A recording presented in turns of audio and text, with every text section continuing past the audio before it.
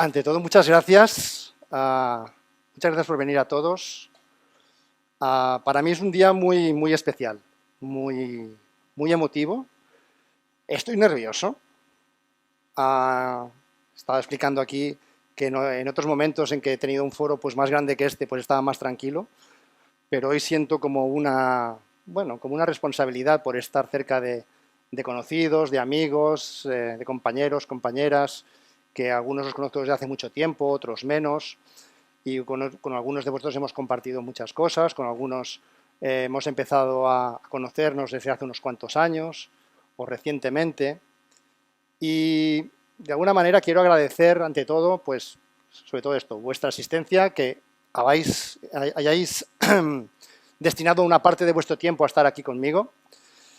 Y también, pues, como también esto va de agradecimientos, pues aprovecho para agradecer en general a todas las personas que a lo largo de mi vida, pues, me he encontrado, ¿no? Yo creo que cuando llegamos a un punto en nuestra vida en que hay algo importante para nosotros, pues hemos de agradecer a los que han estado y a los que están, ¿no? Familias, compañeros de colegio, profesores, amigos, parejas, novias, novios, compañeros de trabajo, todos de alguna manera aportan a nuestras vidas algo que en un momento determinado pues tiene un sentido, ¿no? Para mí es muy importante este acto porque, insisto, de alguna manera viene a sacar un propósito de vida que hace tiempo, de alguna manera no me cuesta reconocer que vengo buscando, ¿no? Es decir, a nadie es ajeno a esto, ¿no? Yo creo que todo el mundo en algún momento de su etapa nos hemos preguntado, ¿no? ¿Qué hacemos en esta vida, ¿no? Y sobre todo en los momentos difíciles, ¿no? Cuando perdemos la esperanza en algunas cosas o el trabajo no funciona o tenemos algunas crisis de parejas o hay situaciones en que realmente las cosas se complican con la familia, con los hijos, con los proyectos que a lo mejor nos salen. Y a veces pues pensamos en tirar la toalla y entramos en crisis, ¿no? Y entramos en, bueno, ¿qué sentido tiene nuestra vida? Yo hace 15 años tuve una crisis personal importante. Llegué a estar cerca de la depresión, y lo pasé mal y pasé esta experiencia de, bueno, hasta qué punto tiene sentido todo lo que estoy haciendo, ¿no? Estoy trabajando, estoy dedicándome a una profesión que teóricamente, pues,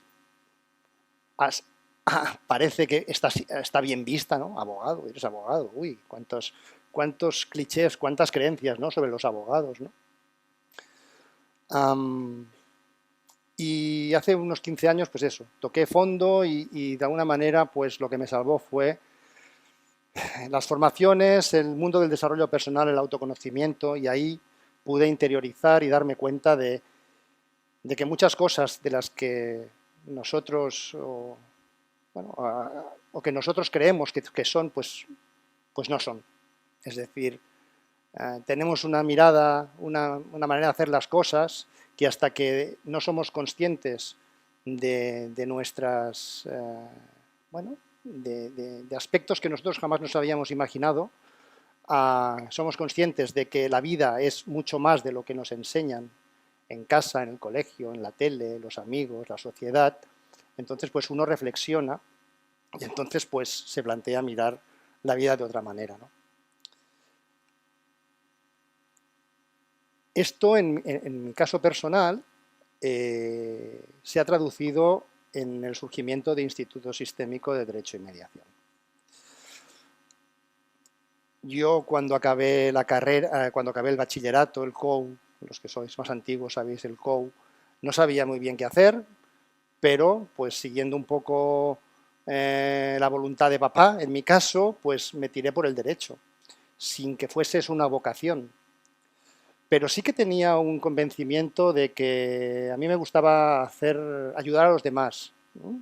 Tenía un sentido muy fuerte de las cosas justas y siempre las he tenido, ¿no? Mi héroe de infancia era el zorro, imaginaros.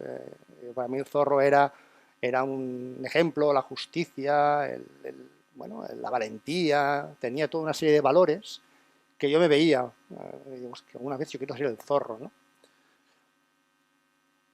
Claro, ese sentimiento que tenía yo de justicia, de conseguir bueno, un mundo mejor, cuando entré en el derecho, bueno, pues, insisto, sin ser mi vocación, vi que había una manera ahí de poder ayudar a la gente, ¿no? Y aprendes derecho. Yo soy del plan del 53, cuando todavía no existían créditos. Aquí hay compañeros de mi generación y más antiguos que lo han vivido. Y salíamos de la carrera sin que nos enseñasen a hacer una demanda. Yo no hice una demanda jamás en la carrera. Nos enseñaron a hacer contratos. Después los tiempos han cambiado y ahora ya hay muchas maneras de hacer prácticas del derecho. Y sales de la carrera de derecho que parece que eres Dios, que ya que podías ir a un juzgado a arreglar el problema de la gente. En la carrera de Derecho nos enseñaban, y creo que ahora han cambiado mucho la metodología, pero te enseñan derecho, te enseñan normas, leyes, contratos, te enseñan cómo es un proceso civil, un proceso penal, los principios del derecho, pero no te enseñan a resolver conflictos. Entonces, claro, años de ejercicio de la abogacía me di cuenta, coincidiendo con este clic que tuve de cambio de conciencia, ¿no? De darme cuenta de que las cosas eran de otra manera, me di cuenta de que el derecho está muy bien, el derecho viste mucho en apariencia, pero yo me encontraba con situaciones de angustia incluso a veces, ¿no? Y sé que es una situación que muchos compañeros las hemos pasado, ¿no? Angustias porque de alguna manera estás intentando solucionar el problema de otras personas. Hay una responsabilidad muy grande, hay unos plazos procesales, hay que ponerse delante de un juez a ver bueno, que te den la razón, ¿no? Luchas por tener la razón. Y de alguna manera entrábamos en una manera de hacer el derecho de una manera adversarial, ¿no? En que, bueno, cada uno defenderá su postura y es culpa de uno o es culpa del otro y ahí está la situación, ¿no? Pero realmente los conflictos no son eso. Los conflictos es mucho más que eso.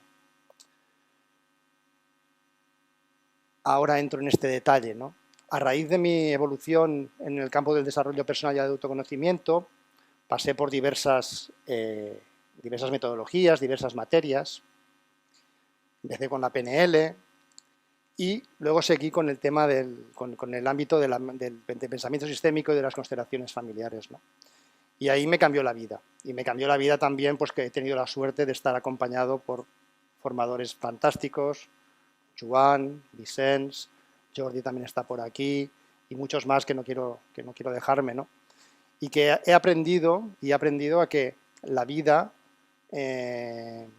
bueno, los conflictos, todo lo que nosotros vivimos, responden a una serie de condicionantes que desde pequeños, desde que somos muy pequeñitos, desde la infancia, desde la adolescencia, nos inculcan nuestros sistemas de relaciones sociales, principalmente la familia, ¿no? Nos enseñan unos valores, unas creencias, y algunas de estas creencias y valores, según el pensamiento sistémico, son mochilas que incluso vienen dadas transgeneracionalmente por parte de los abuelos, ¿no? O bisabuelos, situaciones vividas, conflictos vividos en algún momento dentro del árbol familiar que no han quedado resueltos y que de alguna manera pues han supuesto una carga emocional importante que se ha heredado transgeneracionalmente, ¿no? Y esto no es como mucha gente cree que esto es esoterismo y cosas de estas, ¿no? Incluso la ciencia ahora está tratando, ¿no?, el tema este a través de la epigenética y de la neurociencia, ¿no?, que traumas sucedidos por personas en guerras o en hechos impactantes en sus vidas, violaciones, abusos, muertes, guerras, etc. Esto transforma los genes de la persona, los genes se alteran y esta emoción, de la misma manera que se hereda biológicamente, pues también se hereda las emociones, ¿no? Y a partir de aquí, para el que quiera buscar una explicación científica, pues el tema va por ahí, ¿no? Pero el ámbito sistémico va mucho más allá de todo esto. Hay aspectos que tampoco ahora voy a hacer una explicación de lo que es la sistémica a nivel de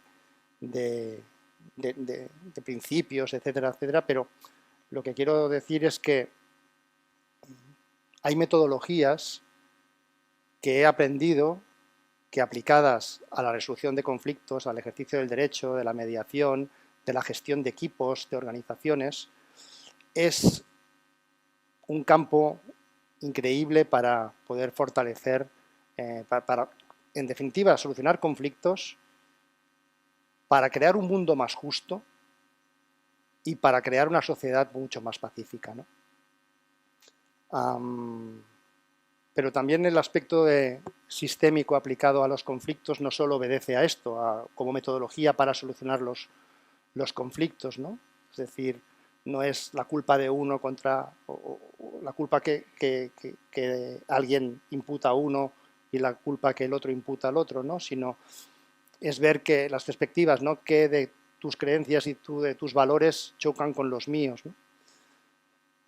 Y a partir de aquí se establecen una serie de metodologías que ayudan a discernir, a explorar, a dinamizar estas creencias, valores ocultos que existen y que realmente es el conflicto en sí. Todos tenemos asumido que cuando hablamos de conflicto es lo que nos llega a los despachos, es la pelea que tenemos con la persona con la que tenemos una desavenencia. En definitiva, esto quizá es parte del conflicto o es el síntoma del conflicto, porque si hacemos la famosa imagen del iceberg, ¿no? O del iceberg, el conflicto es lo que está encima del agua, pero aparentemente, pero si fundimos o actuamos sobre la parte que está encima del agua, lo de abajo sigue. Entonces, yo cuando a veces hago una charla, conferencia, cursos, lo que pregunto a los compañeros, abogados, abogadas, es ¿realmente creéis que una sentencia judicial arregla los conflictos? ¿Realmente pensáis que yendo al juzgado un señor vestido de negro, una señora vestida de negro, hará una sentencia y se acabó el conflicto? ¿Realmente es así? Os puedo garantizar que no es así.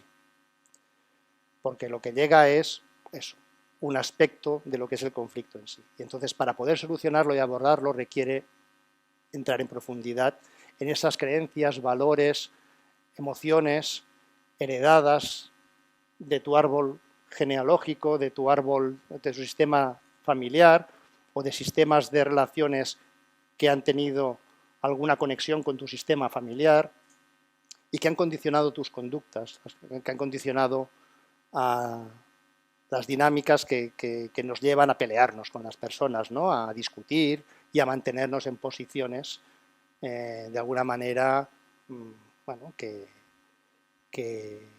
consideramos que son las correctas, ¿no? Entonces, a partir de ahí, lo que pretendo explicar es esto, ¿no? Que hay una manera más justa o más correcta de hacer derecho o de resolver los conflictos. Y a través de la metodología sistémica aplicada a la resolución de conflictos, tanto desde la abogacía como desde la mediación, como incluso por parte de profesionales, líderes de organizaciones en que en sus campos de actuación, dentro de sus empresas hay conflictos, pues aplicar esta metodología para actuar en entornos donde las discusiones, donde los conflictos generan pues estas situaciones realmente incómodas, ¿no? Y que muchas veces acaban en los tribunales. Pero más allá de esto, incluso está la postura de los profesionales, de nosotros como abogados, como mediadores, como profesionales de la gestión de conflictos, ¿no? La metodología sistémica nos ayuda a actuar de manera óptima con nuestros clientes, ¿no? Hasta qué punto nosotros los abogados, los mediadores, hemos actuado tantas veces intentando salvar la vida a nuestros clientes, ¿no? O hasta qué punto una historia de un cliente impacta tanto en nosotros que emocionalmente es que ni dormimos. A mí me ha pasado, sobre todo cuando empecé a ejercer la abogacía, ¿no? Asuntos que te los llevas a la cama, no duermes, pensando en el problema que no es tuyo. Entonces, esta gestión por parte de los profesionales de los conflictos de los otros requiere también una mirada sistémica, porque tiene mucho que ver también con nuestras propias creencias aplicadas a lo que es la gestión del problema que tiene otra persona. Entonces, la metodología sistémica aplicada a la solución de conflictos tiene esta doble vertiente, ¿no? Tan importante o más que esto está el aspecto de la gestión emocional, del desarrollo personal y del autoconocimiento, que nosotros como profesionales, seamos abogados, mediadores, líderes de equipos, de organizaciones, conviene que hagamos, ¿no? Os voy a dar una estadística. Lo podéis encontrar en Internet. Hay una estadística, unos estudios hechos por el Colegio de Abogados de Madrid, que 1 de cada 10 abogados menores de 30 años tienen o han tenido pensamientos suicidas, que 8 de cada 10 abogados sufren depresión y que las bajas laborales por depresión son enormes en el ejercicio de la abogacía. Algo falla en nuestro sistema, algo falla en cómo estamos haciendo la profesión, ¿no? Esto tampoco lo enseñan en la universidad. En la universidad no enseñan ni a resolver conflictos, ni enseñan a gestionar las emociones propias y las de nuestros clientes. Porque claro, para poder gestionar las emociones de nuestros clientes hemos de saber nosotros también gestionar las nuestras. Y siempre tenemos mucho que sanar, que aprender, y por mucho que hayamos hecho un desarrollo personal, un trabajo personal importante, pues siempre habrán aspectos que cargaremos y que tenemos que estar siempre al día, preparados para supervisar esto, ¿no? Esta situación, que viene de una reflexión muy profunda en momentos míos de introspección y de soledad, que me ha hecho, pues como os decía al principio, ¿no?, plantearme si lo que estoy haciendo como mi profesión tiene un sentido o no, pues esto ha sido lo que ha hecho despertar mi propósito de vida, mi misión en esta vida, en este mundo. Después de mucho tiempo me he dado cuenta de que la vida me ha llevado a tener que aprender derecho y vivir cómo se trabaja los conflictos a nivel profesional, pero también la vida me ha llevado a pasar la experiencia de tener que interiorizar y hacerme consciente de aspectos que en mi vida no han funcionado nunca o difícilmente funcionaban,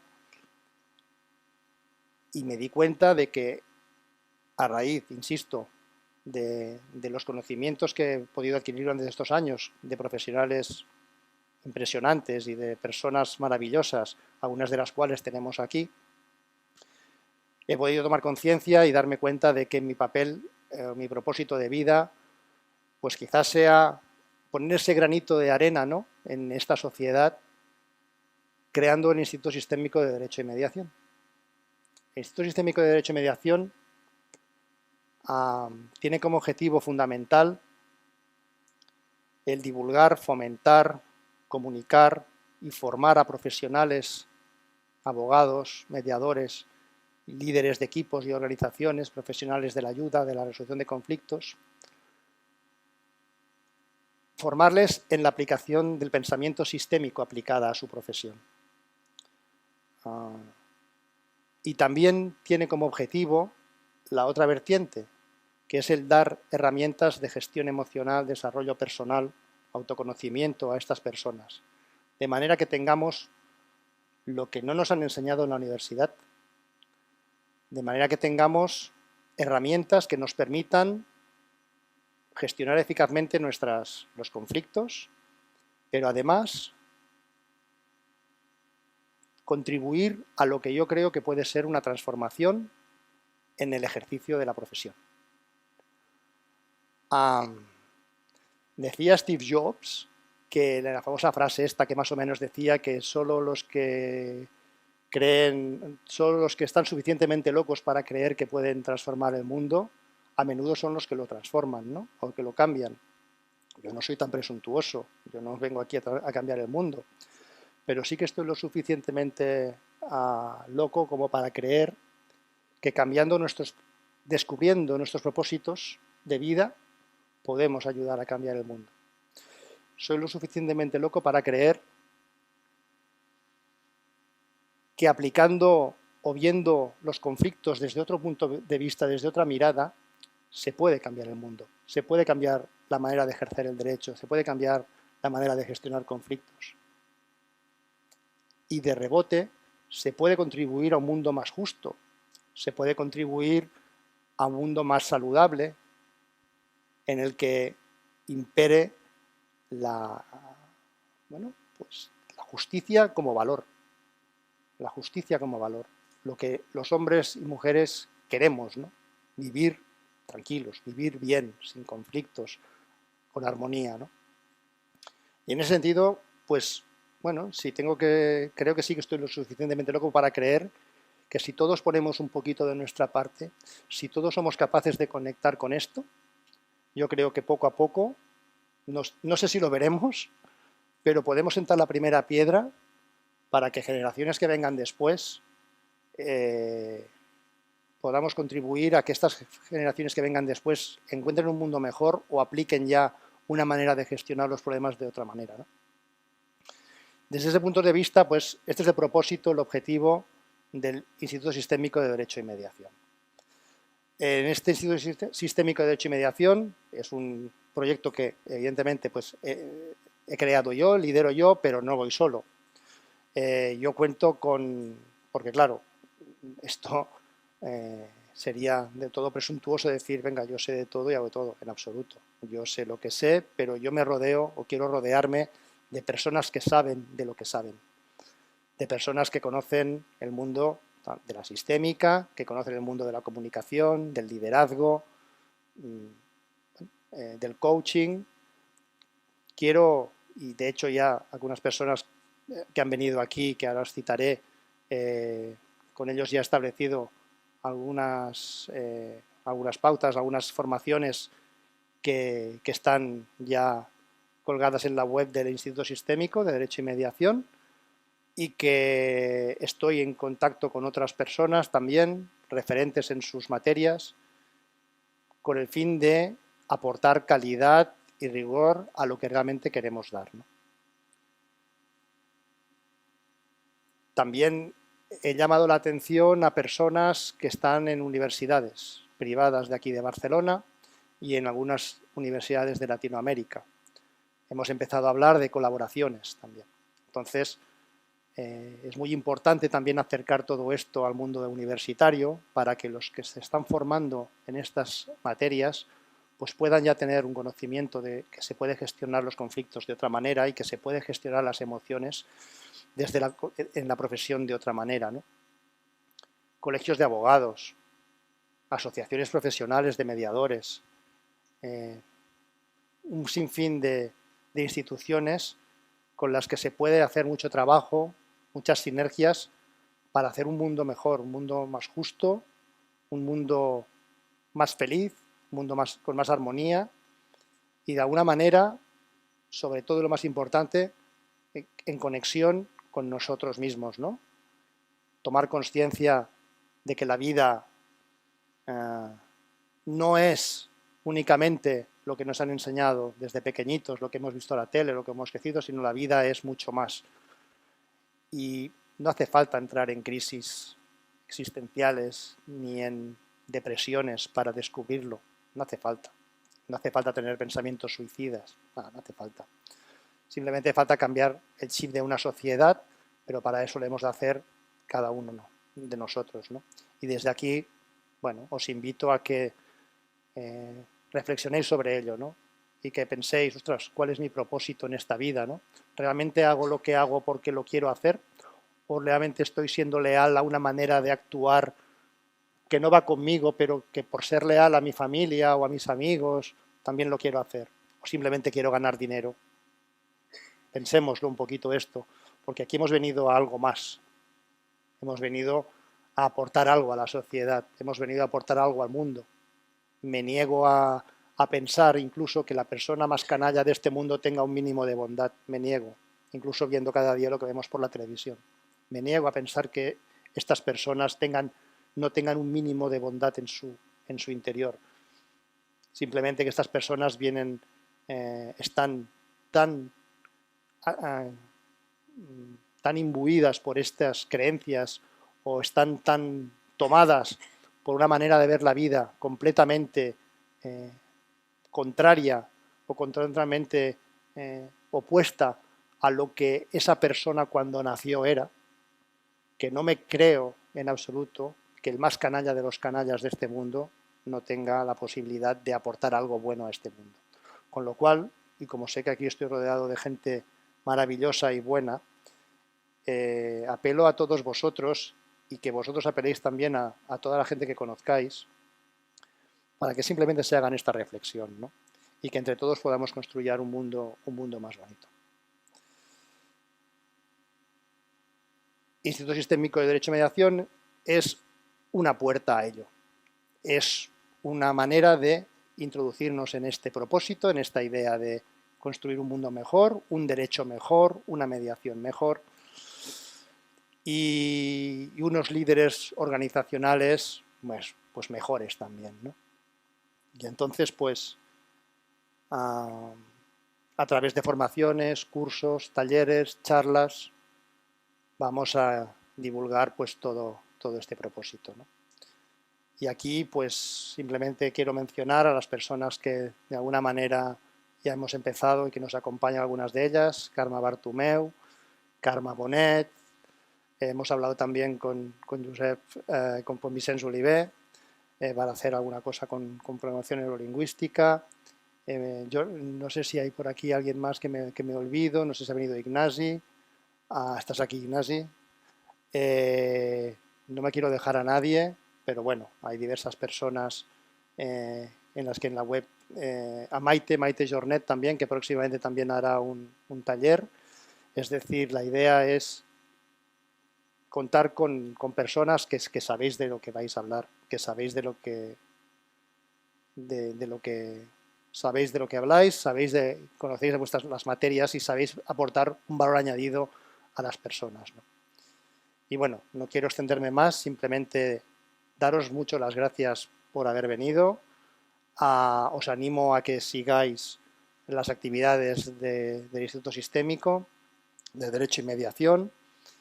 Y bueno, yo ahora voy a presentaros, haré subir aquí al escenario a Joan Garriga, para mí un referente. Joan, eres un referente como lo eres de muchísima gente y de muchos compañeros de formación que están aquí, que han venido aquí.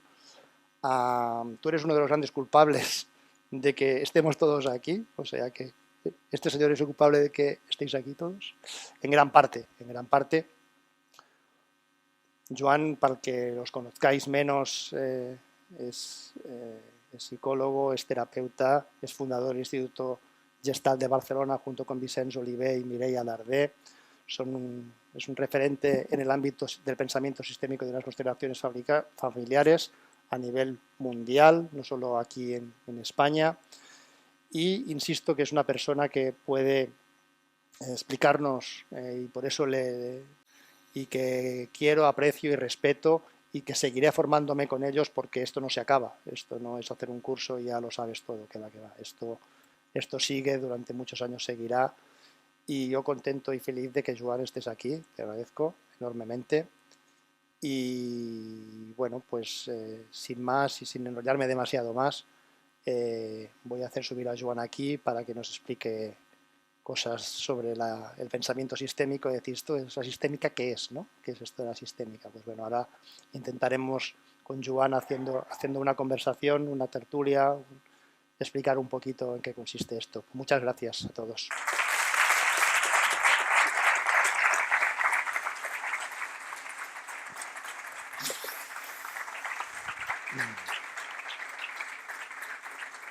coses, Joan.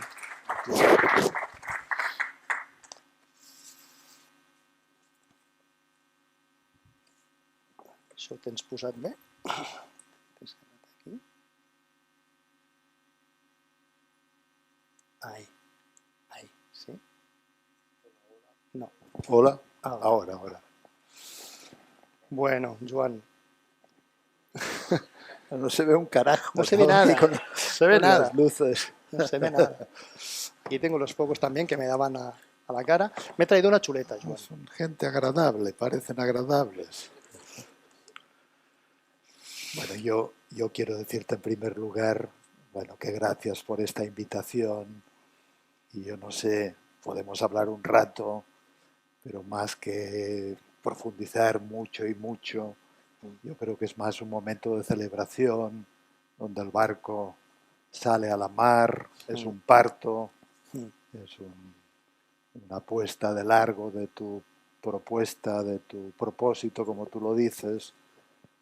Por mi parte, siempre tiendo a alegrarme de ver florecer a las personas, y aún más si han sido alumnos, si han aprendido, y da mucho gusto ver que las semillas que uno humildemente trata de plantar, pues luego se convierten en árboles que dan frutos, y se cumple esta ley de la reciprocidad también, ¿no? De que por una mano damos y por la otra tomamos, en fin, así que nada, como les digo a la gente que me dicen he tenido un hijo, entonces yo les digo pues bonita y larga vida para este hijo, así que sea una travesía provechosa, que llegue a mucha gente, como dice el poema de Ítaca, que cíclopes y lestrigones no te encuentres muchos en tu camino,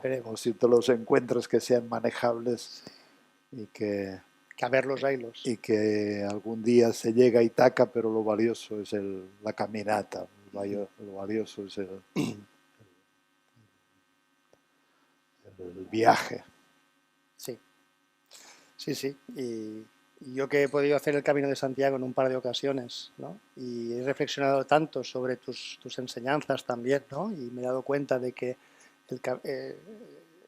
me planteé que el Camino de Santiago es como el camino de la vida, ¿no? Es decir, llevas una mochila desde el principio, ¿no?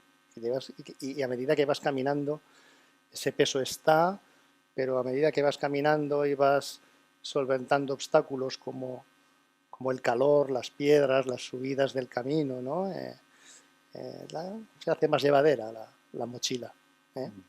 Y también y está la actitud, ¿no? La actitud de o bien disfrutar de ese camino con las experiencias con personas o con los paisajes, con los pueblos que visitas, o bien estar quejándose todo el rato de, ostras, qué calor que hace, esta piedra, este camino, ¿qué hago aquí cuando mis amigos están en Ibiza pasándoselo pipa? Entonces, luego cuando llegas al objetivo y miras a vista atrás, dices, es que es la vida, es que es todo, ¿no?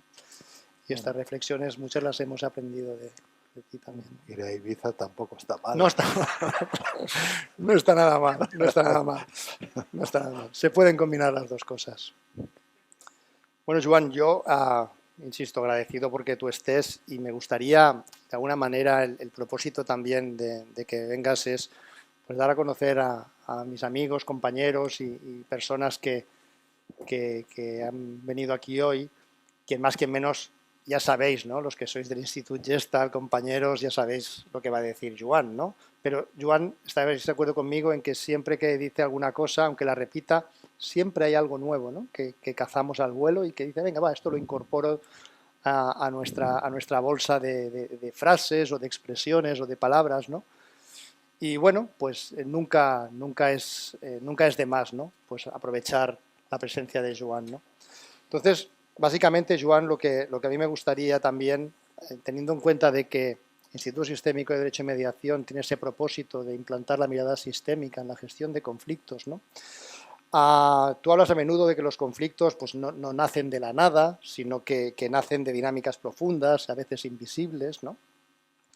Entonces, Me gustaría de alguna manera que explicases un poco cuál crees tú que es la raíz más profunda de los conflictos humanos, ¿no? ¿De dónde viene todo esto? Para que un abogado, para que un mediador, para que un gestor de conflictos se lo plantee como mínimo, ¿no? Hay alguien que no haya oído hablar de esto, pues, ¿cómo lo ves? No sé, un griego te diría que tenemos conflictos porque somos idiotas. pero, pero lo que significa ser idiota etimológicamente es uno que está solo ocupado en sí mismo y, y no es capaz de ver al otro. Así que yo creo que en la vida conviene desarrollar una cierta maduración, una cierta generosidad en el que logremos darle al otro el mismo estatuto, ser un legítimo otro en igualdad de condiciones que nosotros mismos. Y entonces uno se pone menos idiota y se da cuenta de que el otro es tan yo como yo mismo. Y ahí se empieza a entender que el camino puede ser menos conflictivo. Ahora bien, también, y antes de entrar a lo que tú me preguntas de las raíces del conflicto, más o menos, también quiero decir que yo soy medio abogado, Sí, lo pero sé, lo sé, lo sé. no sé si se puede decir que soy Se medio puede decir. abogado cuando estudié media carrera, pero, Pero tú ya viste por pero dónde iban los no, tiros y no, dijiste, me voy por otro tema, yo ¿no? supe fracasar, supe fracasar y, y enderezar el rumbo y al final los avatares de la vida te van llevando y me tocó el camino de la psicología, de la psicoterapia, de la ayuda, ¿no? Claro, a ver, sí, yo creo que hay, esto lo he dicho media en broma, pero cuando hay exceso de yo y falta de tú, o a veces también hay personas que tienen exceso de tú, pero falta de respeto a sí mismo, entonces las cosas se ponen complicadas, pero luego la visión sistémica, por ejemplo, para explicarlo de una manera muy simple, nos dice que cuando miramos a una persona para que se entienda, no vemos únicamente a una persona, sino que en cada persona están presentes muchas. Es como si en nuestro cuerpo, en nuestra mirada, en nuestra respiración, en nuestra manera de vivir, en nuestra manera de estar en el mundo, no solo aquí estuviera Joan, sino que estuviera la huella y el registro de todo lo que a mí me tocó vivir con mis padres, de todo lo que ha sucedido en el árbol genealógico, en el árbol familiar. Y claro, digamos que somos personas que hemos desarrollado un yo con marcas específicas en función de cómo eran las dinámicas familiares. No es ningún secreto decir que importa mucho en la construcción de una persona aquello que sucede especialmente en nuestra infancia, porque ahí hay un grado de pasión, un grado de emoción, un grado de fragilidad, un grado de necesidad que construye con mucha fuerza cuál es nuestra posición en el mundo. Algunos se posicionan como víctimas, otros se posicionan como enojados, otros se posicionan como perfeccionistas, otros como salvadores, y ahí se va desplegando esto tan popular de que al final acabamos mirando al mundo no tanto como es, sino como queremos verlo, y queremos verlo para que encaje en aquellos postulados que hemos aprendido y se han enmarcado principalmente en el hervor de la historia familiar. Y esto a veces es muy sutil y cuando trabajamos a veces con conflictos de pareja o con conflictos con los hijos o con conflictos con los padres, claro, lo que vemos son lealtades invisibles, lealtades ocultas. Por ejemplo, este fin de semana daba un taller y trabaja una mujer y esta mujer de alguna manera plantea una situación de conflicto con la pareja, de tensión, y ahí trabajamos con esto y entonces aparece en ella una actitud como entre enojada y reprochadora y como diciéndole al hombre que tiene que adaptarse a la manera de ella de ver las cosas. Y entonces esto llama la atención, porque uno se posiciona de esta manera y rápidamente ella dice, bueno, mi madre hacía lo mismo con mi padre. Con esto quiero decir que no es que sean creencias que el padre o la madre nos repiten, sino que son aprendizajes emocionales muy profundos que hacemos acerca de cómo tenemos que vivir y cómo tienen que vivir los demás. Y luego muchos conflictos que vivimos con nuestros hijos, con nuestras parejas, también con nuestros padres, con hermanos, con vecinos, con colegas, pues claro, tienen mucho que ver con aquellos aprendizajes que hemos hecho en nuestra matriz primaria. Y también hay que decir que yo creo que el asunto con el padre y con la madre siempre es un asunto de trabajo muy fuerte, pero claro, el padre y la madre han sido hijos de su padre y de su madre, un sistema familiar se ha visto impactado por hechos que tienen una gran fortaleza, nos han permitido que estemos aquí, somos el logro, el éxito de muchos que han hecho musculación para traspasar la vida, para sostener vida, pero también un sistema familiar ha sido visitado por hechos, dolor.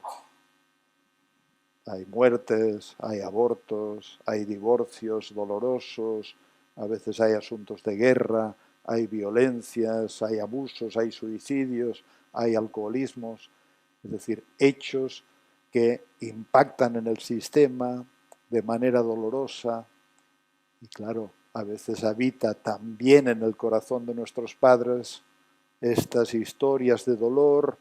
Mi hermano murió, entonces, o mi abuelo fue fusilado en la guerra civil. Y claro, también quiero decir que en el pensamiento sistémico, tal como lo entendemos nosotros, nuestra vida no empieza con el nacimiento, sino que, y esto como decía antes, hablando de la epigenética, hoy en día ya se sabe que hechos que impactaron en la vida de nuestros abuelos, de nuestros bisabuelos, pues van creando huellas y redes de resonancia que llegan hasta nosotros. Y claro, entonces cada persona es como es y desde luego es un arte maravilloso en la vida poder encontrarse con aquellas otras personas con las que podemos vivir conflictos creativos. Y conflictos creativos son aquellos que están presididos por el respeto, aquellos en los que podemos ponernos en los zapatos del otro y aquellos en los que buscamos solución. Pero tristemente vemos, yo no conozco tanto el mundo del derecho, pero en el mundo de las familias, como a veces se reproducen conflictos una y otra vez, se repiten historias en aquella familia donde los hermanos no se hablaban, luego los hermanos siguen sin hablarse, en aquella familia donde hubo conflictos con las herencias, luego hay más conflictos con las herencias. Como me dijo una mujer, me dijo, mi bisabuela se quedó embarazada con 18 años y tuvo a mi abuela María. Y mi abuela María se quedó embarazada con 18 años y tuvo a mi madre María. Y yo me quedé embarazada con 18 años y aborté.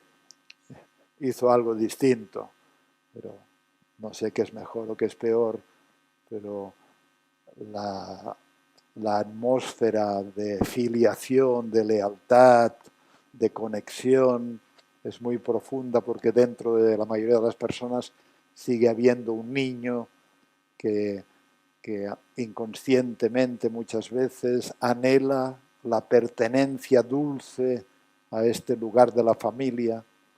Y claro, pertenencia dulce quiere decir, por ejemplo, que si yo pertenezco a una familia de judíos o de israelitas, pues me sentiré inocente si odio a los palestinos, por ejemplo, y al revés.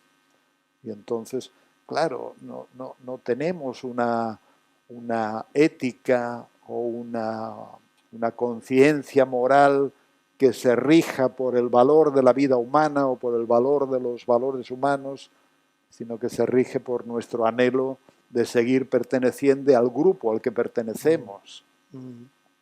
Una vez le preguntaron a Montaña si conociera técnicas de armamentísticas que le darían mucha ventaja sobre el enemigo, si las usaría. Y él dijo, pues claro que no, porque resulta que solo soy francés por casualidad. Pero a veces hay esta dialéctica entre la necesidad de pertenecer y no importa que sintiéramos a los padres como buena gente o que nos lastimaran mucho, pero el niño anhela pertenecer y para pertenecer a veces paga el precio de la inautenticidad. Es decir, adopto formas, adopto posiciones con la esperanza de que seré más querido, de que seré más perteneciente, pero claro, el precio es alto porque esto impide a veces reconocer aquellos movimientos esenciales que luego, con suerte, en el camino de la vida aparecen.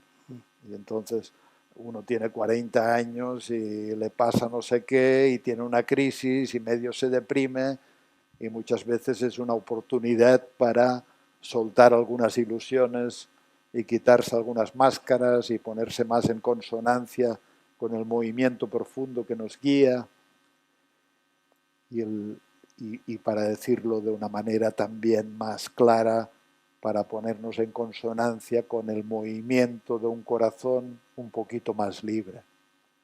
Y un corazón más libre, un corazón en contacto con la esencia, no, es amoroso y es amoroso con todo el mundo, no quiere el bien propio al precio del mal ajeno. Aunque claro, en el hervor de los conflictos, por ejemplo, dentro de la familia, hay que decir que todo esto del derecho sistémico está teniendo mucho impulso también gracias a un juez brasileño que se llama Sammy Storm, y este hombre que había aprendido constelaciones familiares se daba cuenta de que mucha gente litigaba y empezó a recomendar que hicieran este trabajo de constelaciones familiares y cuantificó que más de un 90% de las parejas y las familias que tenían conflicto luego llegaban a un acuerdo sin necesidad de más sangre, ¿no? Así es. Y una vez en Pamplona, en un seminario también, luego se me acercó una mujer y me contó que era juez de familia y me dijo, estoy harta de este trabajo. Y entonces me dijo, es que las parejas, por ejemplo, se la pasan litigando todo el tiempo, hasta por el color de los calzoncillos que hay que comprarle a la criatura. Y entonces dice, y lo peor es que te das cuenta de que la gente sigue litigando porque no se animan a desconectarse un poco. Buscan la conexión aun sea a través del litigio, ¿no? Y luego, claro, también hay la historia de un juez que una de las partes le cuenta sus argumentos y hay que saber que todo el mundo tiene razón y todo el mundo tiene los argumentos que necesita para acabar también su propia desdicha. Pero entonces le cuenta al juez uno y el juez le dice, pues tú tienes razón. Y entonces va a la otra parte y la escucha y el juez dice, pues tú también tienes razón. Y entonces el secretario del juez está muy alarmado y le dice, oiga juez, que le ha dicho a uno que tiene razón y le ha dicho al otro que tiene razón también y esto no puede ser. Y entonces el juez le dice al secretario, pues sabes lo que te digo, que tú también tienes razón. Y esto significa de que, y volviendo al principio, de que somos idiotas, y ser idiota significa apostar únicamente por el yo personal, por lo que se llama el ego, ¿no? Y no darse cuenta, y el ego Claro, el ego es una historia, es una narrativa, es una afiliación, es una pertenencia, es un árbol genealógico, pero más allá del yo, mucha gente descubre, sobre todo con las crisis, que hay algo más, que hay algo más, que hay un observador, que hay una esencia, y desde este lugar es mucho más fácil encontrarse, ¿no? Así que no sé si lo he explicado bien o mal. Muy bien, pero, como siempre. Pero es curioso porque precisamente, bueno, al hilo de lo que decía de Sami, vendrá a Barcelona el mes de marzo, o sea que está previsto que también en el Instituto Sistémico hagamos alguna cosa con él y bueno, ya recibiréis o ya conoceréis un poco, ya se os informará de cuando viene por si os interesa asistir, porque yo creo que es una experiencia muy interesante que podáis contar con sus historias, ¿no? con que explique también su experiencia en este campo del derecho sistémico. Es curioso porque fíjate que en el ámbito político, en el ámbito social, en el ámbito del derecho, ¿no? En este mundo jurídico, donde el conflicto siempre hay que uno que gane y uno que pierda, ¿no? Ahí siempre está, ¿no? Alguien tiene que tener la razón y el otro no. Fíjate que los abogados, para pertenecer al sistema de la abogacía, tenemos que hacer un trabajo para que se cumpla este tipo de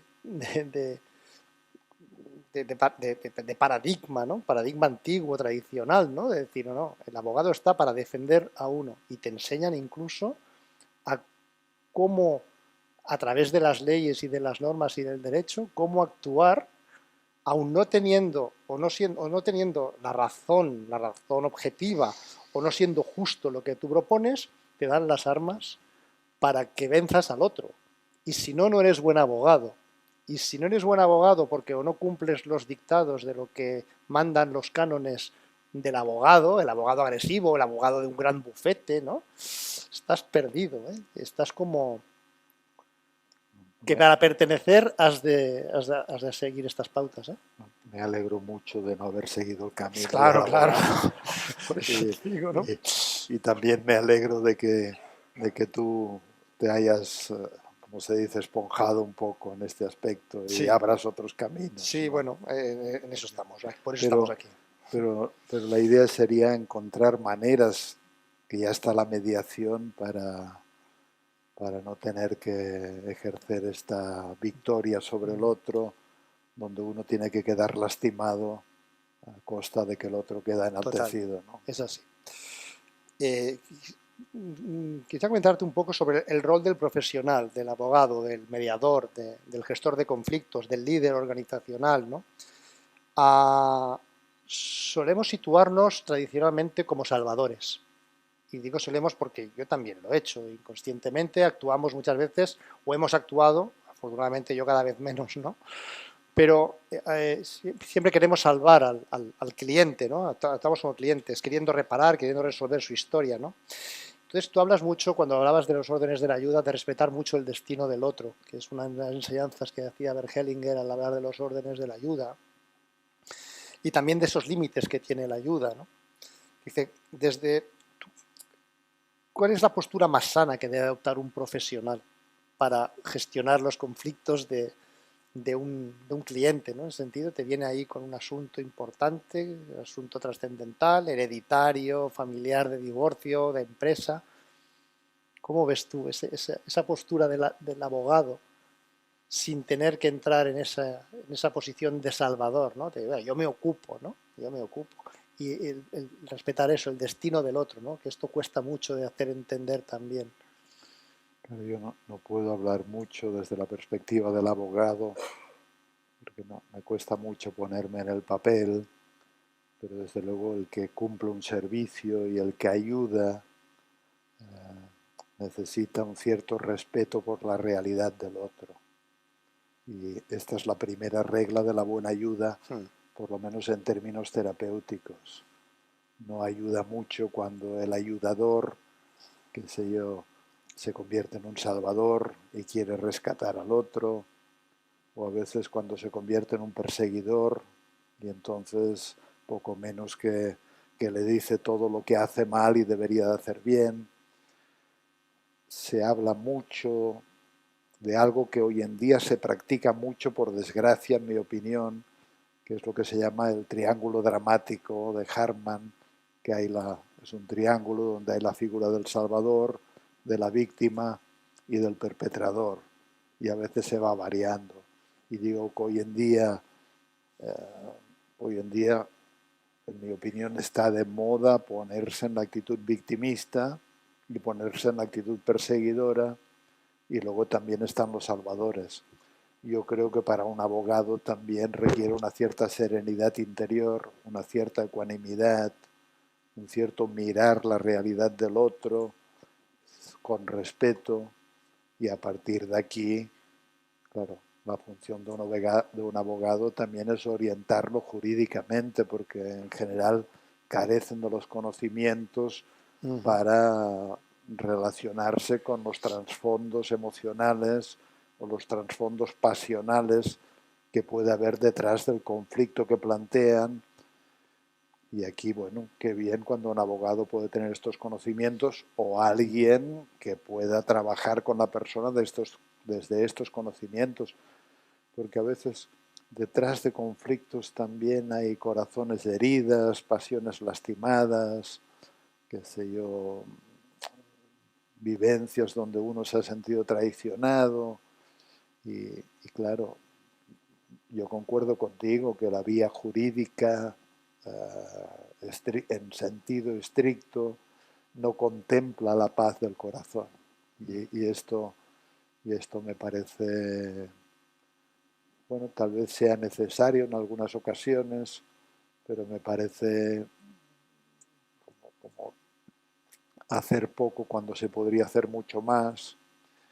Y además, yo creo que además sería interesante desde una perspectiva práctica, si el mundo de los mediadores, de los que asisten en los conflictos, tuvieran verdaderas herramientas de mediación, sería un ahorro enorme para no tener que llegar a las conflagraciones donde en definitiva todos pierden, porque quien gana también a costa de un perjuicio del otro. Esta es otra regla sistémica también. A veces vemos, incluso empresarialmente, que personas que ganaron mucha riqueza, se puede ver en familias muy ricas si se mira el árbol genealógico, que ganaron dinero a costa del sufrimiento de otras personas, que sean empresas armamentísticas, empresas mineras, y luego vemos que los descendientes es como si no pudieran no pudieran disfrutar de esta riqueza, sintieran una cierta culpa de haber adquirido esta posición, y a veces nos encontramos con suicidios, comportamientos destructivos. Así que hay que... A mí me pasó una vez, estaba en Chile y conocí a un hombre alemán, amigo de una amiga mía, que era el barón von Happelmann, no me acuerdo el nombre, y el hombre tenía un lío con la exmujer, porque cuando conoció a la mujer se enamoró de ella, pero ella estaba casada. Y entonces él le dijo: vente conmigo y yo te prometo que me haré cargo de ti el resto de mi vida. Y la mujer se fue con él y dejó a su anterior marido, y tuvieron una hija y al cabo de pocos años se separaron. Y claro, la mujer se hacía mantener por el marido, pero tenía gustos caros, un poco abochornado. Y yo le dije, iba a Buenos Aires y le dije, vente a Buenos Aires y ahí trabajaremos estos asuntos. Pero antes del taller íbamos a cenar, a comer, y entonces era impresionante porque traían la cuenta y él le agarraba un ataque de ansiedad y necesitaba pagar la cuenta. De manera que a mí me hacía sentir un poco incómodo, porque bueno, un día pagas tú, otro día pago yo. Y entonces le dije, oye, ¿y tú el dinero que tienes, de dónde lo has sacado? Y entonces me contó la historia de que la fortuna venía de ancestros militares que habían, con malas artes, hecho un patrimonio muy grande, así que este hombre tenía verdaderos problemas para sujetar y administrar y hacer del dinero un utensilio al servicio de la vida, y entonces se embarcaba en historias tan estrafalarias como prometerle a una mujer que se haría cargo de ella el resto de su vida, y sin darse cuenta de que la mujer tenía un cierto instinto, iba a decir chupasangres, pero como, como, pero luego esta incomodidad de tener que gastar él, ¿no? Bueno, me he ido un poco del No, tema, pero lo que quiero decir es que ganar no siempre es ganancia, y, y, y lo vemos en términos sociales más grandes también, qué sé yo, por ejemplo, ahora tenemos el conflicto tan grave entre Palestina e Israel, y sabemos que el pueblo israelita, o judío, no israelita, el pueblo judío, cíclicamente desde hace 2000 años ha pasado de ser un pueblo aplastado y masacrado a un pueblo perpetrador, ¿no? Le tocó la barbarie en el Holocausto, pero ahora le toca el lugar del perpetrador, pero me atrevo a hacer el pronóstico de que no pasarán 100 años antes de que le toque de nuevo el lugar de víctima. Claro, y el conflicto se perpetúa por los siglos de los siglos y no se encuentra una verdadera conciliación. ¿Con esto qué quiero decir?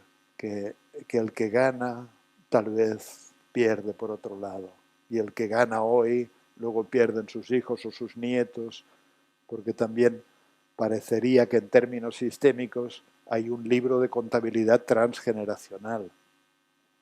Yo creo que desgraciadamente, porque culpas contraídas por un abuelo, por ejemplo, luego son expiadas o pagadas por un nieto. Es como, eh, en términos sistémicos, hay que pensar de que cada persona no solo tiene una mente personal, sino que está participada por una mente colectiva. Y en esta mente colectiva forman parte todos aquellos que estamos en resonancia o que forman parte de cómo se ha ido construyendo la vida, ¿no? Entonces, pues claro, hechos de los abuelos, claro que son importantes para los nietos, en fin. Joan, uno de los retos que yo siempre a veces explico cuando hablamos del derecho sistémico, ¿no? Es si realmente es posible esto engarzarlo, ¿no? en el sistema judicial. Evidentemente que aquí haría falta pues un cambio de chip tremendo, ¿no? en los que mandan, en los que mandan, ¿no? Y quizá el camino es largo, ¿no? Porque para poder hacer esto no es una cosa que tengas a pensar que sea a corto plazo, ni muchísimo menos, pero quizá el papel que tiene ahí la educación es muy importante, ¿no? La pedagogía, el enseñar desde la base, ¿no? Que los niños ya se eduquen con otro sistema de valores o de maneras de afrontar los conflictos diferente a la que hay en día, ¿no? Pero no obstante hay esta urgencia también, ¿no? Hoy en día de, ostras, lo vemos día a día también en las noticias, ¿no? Cómo actúan algunos jueces, ¿no? En ciertas causas, o cómo existe bueno, esa prevaricación, ¿no? Que ni siquiera se denuncia, ¿no? En muchos aspectos eh, que vemos cada día en los telediarios, ¿no? ¿De qué manera tú crees, ¿no? Ya sé que me dirás que no lo sé, porque es una respuesta muy tuya, ¿no? Pero no sé, eh, ¿cuál puede ser el camino para introducir un poco este cambio de paradigma en el sistema judicial? No, no lo sé. No, yo me he vuelto, iba a decir viejo, no sé si soy viejo, pero cuando tenía 20 años era muy utópico y creía que el mundo se podía cambiar y que podíamos transformar tantas cosas, y a estas alturas Me conformo con ir caminando sin la necesidad de tener que llegar a ningún sitio. Y también me parece que el camino no es llegar a, sino que el camino es caminar ahora, no importa, cada uno hace su trabajo. Es cierto que en Brasil el entorno judicial es mucho más fértil, pues que lo disfruten. Aquí es mucho más conservador, gremialista, cerrado. Hay una prevaricación de estatus, casi podríamos decir, ¿no? Pero bueno, tú estás aquí abriendo un centro y el otro está ahí haciendo otra cosa, y esto también es caminar. Y al final había un filósofo, Porfirio, que decía, todo se repite una y otra vez.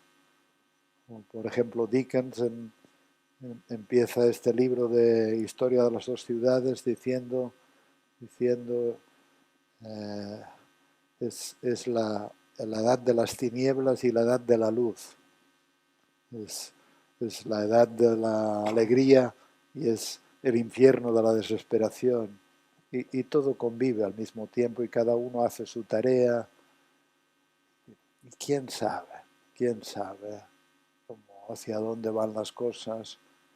Pero yo también, no ahora, sino en realidad es que siempre ha existido un movimiento de humanización, de emocionalización, de conexión con el corazón, con el amor.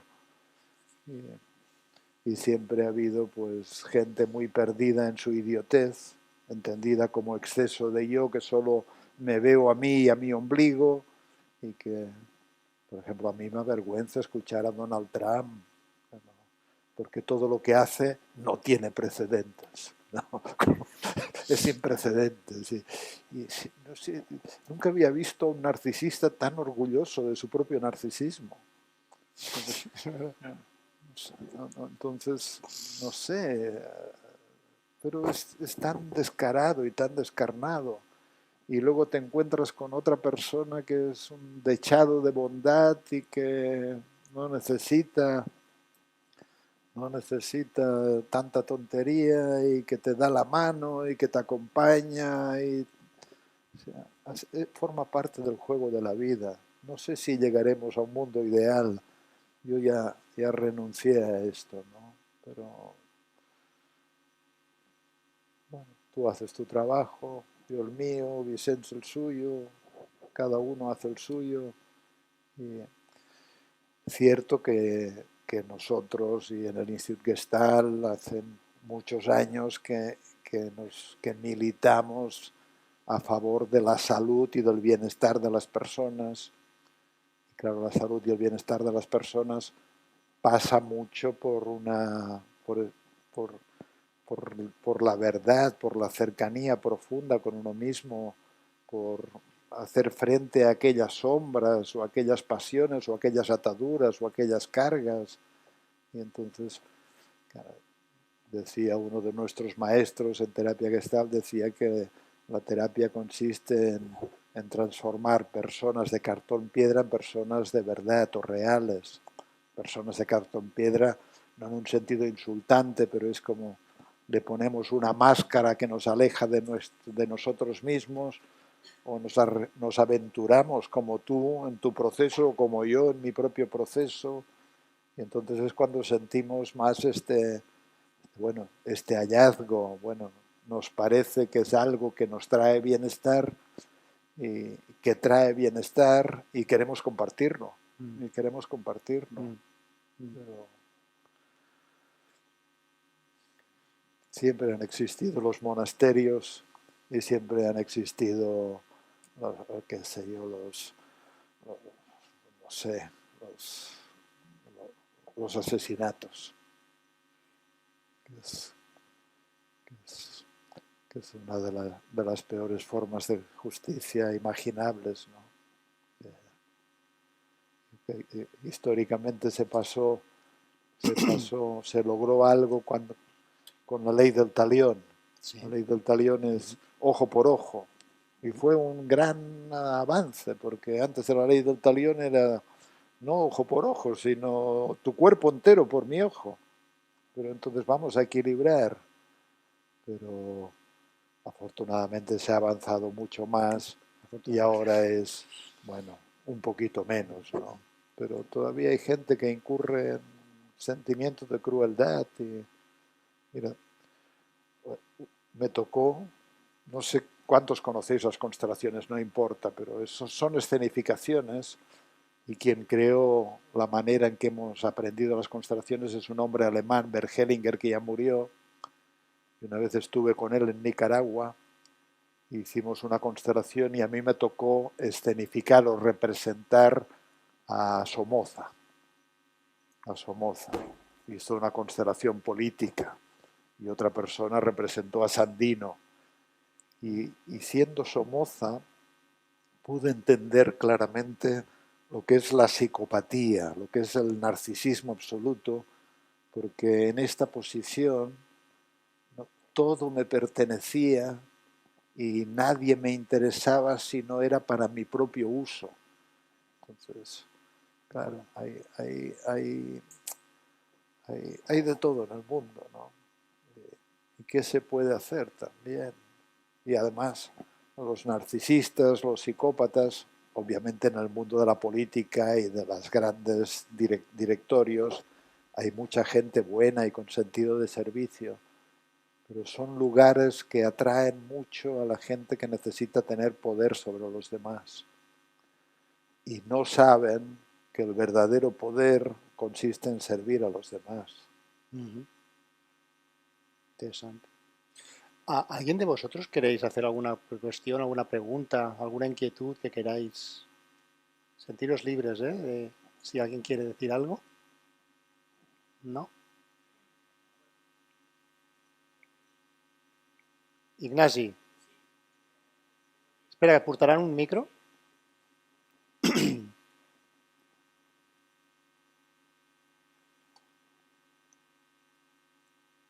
Bueno, yo también soy exabogado, como tú, Joan. Y Bueno, yo medio, ¿eh? ya lo sé. Él no acabó la carrera, ¿no? Era broma, es que me ha hecho mucha gracia. A mí me costó acabarla, pero luego ejercí durante mucho tiempo como abogado penalista, precisamente. Entonces, simplemente, bueno, deciros que ens esteu trencant el cap. O sigui, nos estáis abriendo muchas ventanas y muchas puertas y dando mucha luz, gracias. Y només volia dir, solo quería decir, por si acaso, como he sido abogado, como empatizo y simpatizo mucho con todo lo que estáis diciendo y se ha hablado muy mal de los abogados con cariño, yo quiero decir que hay una cosa que puede unir perfectamente a la figura del psicólogo, por ejemplo, o el terapeuta, con la del abogado. Es la palabra ayuda. Es el denominador común entre abogado y psicólogo. Creo que seguramente el Institut Sistèmic va por aquí. Y luego me ha gustado mucho un concepto que yo no conocía, pero que estoy seguro que muchos de los presentes sí, que es la buena ayuda. Entonces he empatizado con la posición del abogado ayudando desde aquella buena ayuda que respeta tanto según qué cosas que no podemos gestionar con abogados, no pueden gestionar los abogados, o si tienen herramientas pueden ayudar como mucho, pero la buena ayuda. Gracias. Los órdenes de la ayuda. Sí, este hombre, Bergelinger, él habló de las leyes de la ayuda, de la relación, de cómo se establece la conexión para la ayuda. Pero la principal es el respeto a la realidad del otro. En lugar de sentirnos aplastados porque la realidad del otro nos abruma, o en lugar de querer salvarlo porque no la soportamos la realidad del otro, en lugar de querer condenarle porque nos parece que está obrando mal según nuestros propios criterios.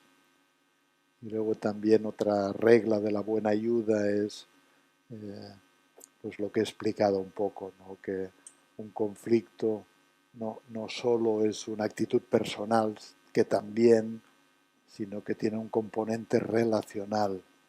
Y no solo con quien estoy en conflicto, sino que estoy en conflicto contigo en nombre de mi pueblo, en nombre de mi padre, en nombre de las enseñanzas de mi madre, en nombre de lo que se espera de un Garriga, en nombre del personaje que yo he creado para avanzar en la vida y tengo que defenderlo. Es decir, son cosas que pueden ser trabajables, cuestionables, flexibilizables, ¿no? Esto es difícil en un mundo que todavía piensa en términos de bien y de mal y de buenos y de malos. Y es la cultura que está presente todos los días en todos los medios. Unos son los buenos, los otros son los malos. Esto es muy corto de vista. Por ejemplo, no tenemos mucho tiempo, pero por ejemplo, cuando yo veo en el Congreso que habla uno de un partido y luego los demás aplauden como si fueran una manada gregaria, ¿no? Y luego cada uno se aplaude a sí mismo como diciendo, pero esto como niños jugando en el patio. ¿Cuándo nos haremos adultos y dejaremos de pensar en términos de que nosotros somos los buenos y los otros son los malos? Y alcanzaremos una perspectiva un poquito más abarcativa, ¿no? Así que no sé, por eso yo soy muy poco utópico, porque no veo contextos y ambientes donde se alcanza algo que anunció la Revolución Francesa, pero nunca se desarrolló, que es la fraternidad. Pero en el funcionamiento es yo contra tú, no yo y tú, o nosotros contra ellos, no nosotros y ellos. Entonces, bueno, a mí me parece que estas ideas tienen recorrido y nada, y si no vamos al Congreso y se las explicamos. Y se explicamos. Ese es el próximo paso, ¿no? Será que... Bueno, pues, si alguien tiene alguna cuestión más que preguntar, aprovechar. Bueno, yo quisiera agradecer, Joan, que has estado aquí. Para mí significa mucho y creo que bueno, necesitamos también ayuda de vosotros, ¿no? De las personas que tenéis esta experiencia, este bagaje, esta sabiduría de aprender cada día de vosotros.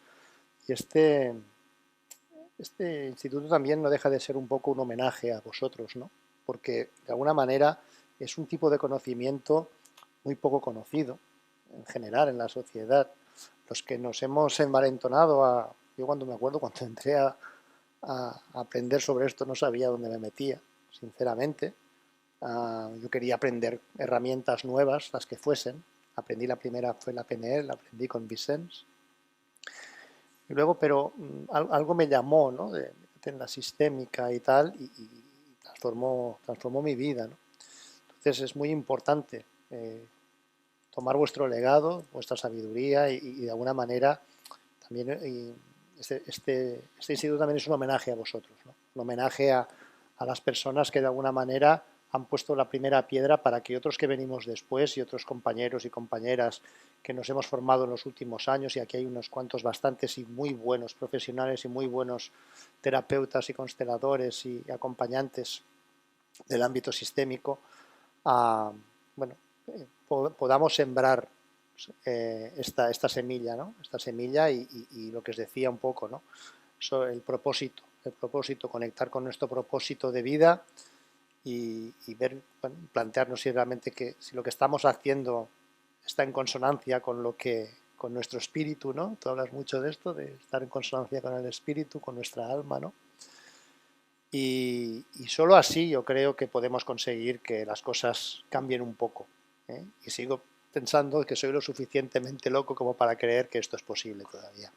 El mundo necesita gente como tú. Bueno, pues apañados vamos entonces, ¿eh? Gracias, Joan. Nada, un gusto, hombre, un gusto. Gracias. Un gusto. Y mucho éxito. Mucho éxito.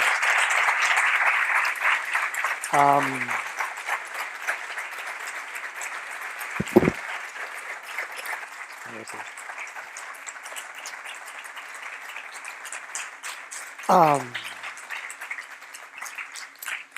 Bueno, pues agradeceros a todos que estéis aquí. Yo tengo mucha esperanza en este proyecto, sinceramente os lo digo. No sé lo que pasará. Lo que tengo claro es que no es un chiringuito. Es decir, no, me refiero a que yo acabo de cumplir 59 años, son unos cuantos. Yo de aquí 10, 15 años, 20 años, no sé, primero no sé si estaré. Y después no sé qué energía tendré, porque ahora tengo poca, la verdad, porque esto también es cansa mucho, pero bueno, tengo la energía y la ilusión de que esto avance. Instituto Sistémico de Derecho y Mediación también es un espacio, he dicho, para sembrar algo nuevo, ¿no? Y yo quisiera que de aquí 15, 20 años o 25 años, cuando nos dediquemos a otras cosas y no tengamos esa energía, esa fuerza que a lo mejor tenemos ahora, esto lo coja alguien. Esto, bueno, evidentemente todos nos ganamos la vida de mejor manera, de peor, mejor manera, pero Instituto Sistémico de Derecho y Mediación es un espacio que ha de seguir. Y en ese sentido, la idea es que una formación que piensen que puede ser óptima para mostrar, Instituto Sistémico es una plataforma para ello también, ¿no? Y, de alguna manera, pues, todo y que hemos hablado de derecho y mediación, es perfectamente extrapolable a cualquier profesión. Todo lo que hemos hablado, perfectamente extrapolable, ¿no? Y, de alguna manera, pues, hay campos que ya llevan unos años ya funcionando en este sentido, ¿no? La pedagogía sistémica, también se está cambiando un poco en aplicar esta mirada sistémica a la hora de enseñar a los menores, ¿no? De ahí, pues bueno, hay esa esperanza, ¿no?, de que la educación pues puede en algún momento avanzar en este sentido, ¿no? Y que no simplemente te enseñen a los mapas y las capitales y las raíces cuadradas.